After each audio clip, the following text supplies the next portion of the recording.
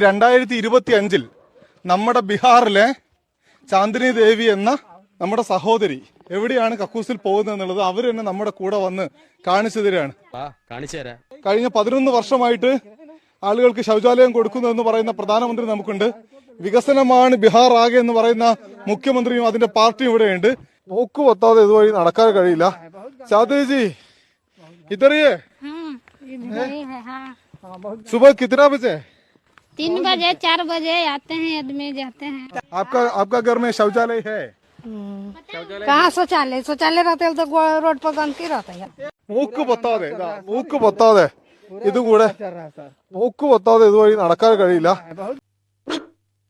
ചുവർ ചിത്രങ്ങൾ കൊണ്ട് ആകർഷകമായ രീതിയിൽ ഗ്രാമങ്ങളിൽ കക്കൂസുകൾ ഒരുക്കുകയാണ് ഭരണകൂടത്തിന്റെ ലക്ഷ്യമെന്നും ഈ മനോഹരമായ കക്കൂസുകൾ കാണാൻ ഒരു നാൾ വിനോദസഞ്ചാരികൾ കൂട്ടത്തോടെ ഇന്ത്യയിലേക്ക് എത്തുമെന്നും പ്രധാനമന്ത്രി നരേന്ദ്രമോദി.